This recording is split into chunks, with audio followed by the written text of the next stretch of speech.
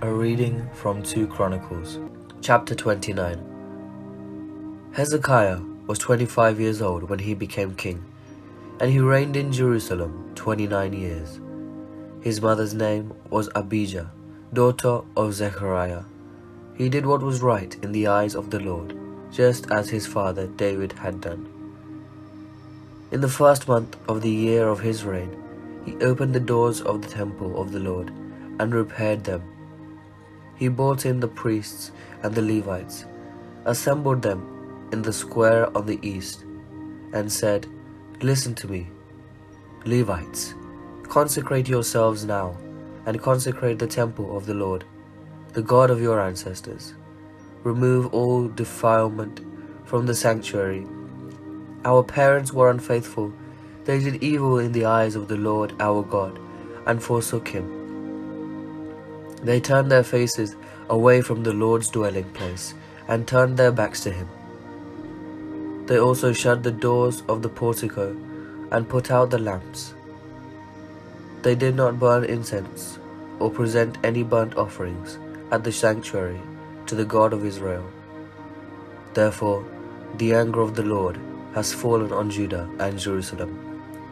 He has made them an object of dread and horror and scorn. As you can see with your own eyes, this is why our fathers have fallen by the sword, and why our sons and daughters and our wives are in captivity. Now I intend to make a covenant with the Lord, the God of Israel, so that his fierce anger will turn away from us. My sons of Israel,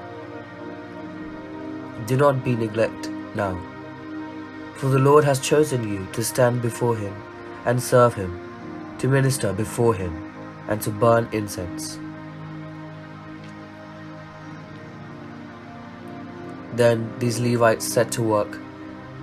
From the Kohathites, Mahath son of Amasai, and Joel son of Azariah. From the Merarites, Kish son of Abdi, and Azariah son of Jehaleel. From the Geroshonites, Joah son of Zimmah, and Eden son of Joah. From the descendants of Elizipham, Shimri and Jael. From the descendants of Asaph, Zechariah and Mattaniah. From the descendants of Heman, Jehiel and Shimei. From the descendants of Jeduthun, Shemaiah and Uzziel. When they had assembled their fellow Levites and consecrated themselves, they went in to purify the temple of the Lord, as the king had ordered. Following the word of the Lord, the priests went into the sanctuary of the Lord to purify it. They brought out the courtyard of the Lord's temple. Everything unclean they found in the temple of the Lord. The Levites took it and carried it out to the Kidron Valley. They began the consecration on the first day of the first month, and by the 8th day of the month, they reached the portico of the Lord. For 8 more days, and they consecrated the temple of the Lord itself, finishing on the 16th day of the first month.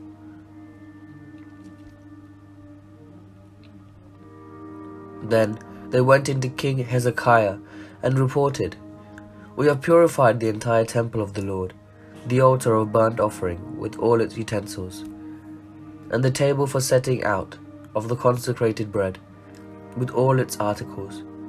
We have prepared and consecrated all the articles that King Ahaz removed in his unfaithfulness while he was king.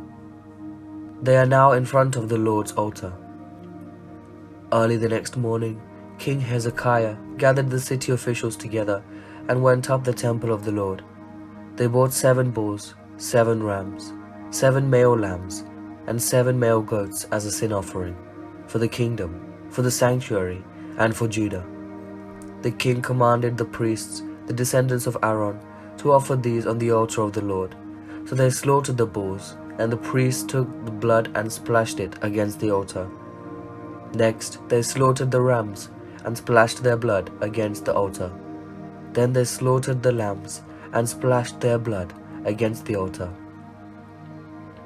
The goats for the sin offering were brought before the king and the assembly, and they laid their hands on them.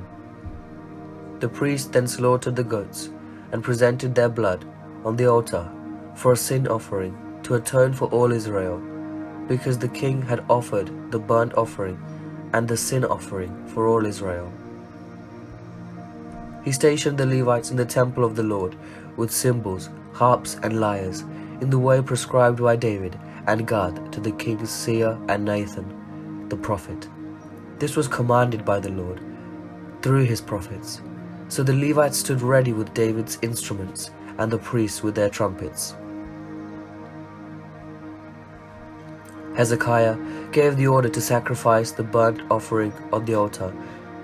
As the offering began, singing to the Lord began also, accompanied by trumpets and the instruments of David, king of Israel. The whole assembly bowed in worship, while the musicians played and the trumpets sounded. All this continued until the sacrifice of the burnt offering was complete. When the offerings were finished, the king and everyone present with him knelt down and worshipped. King Hezekiah and his officials ordered the Levites to praise the Lord with the words of David and of Asaph the seer. So they sang praises with gladness and bowed down and worshipped. Then Hezekiah said, "You have now dedicated yourself to the Lord. Come and bring sacrifices and thank offerings to the temple of the Lord."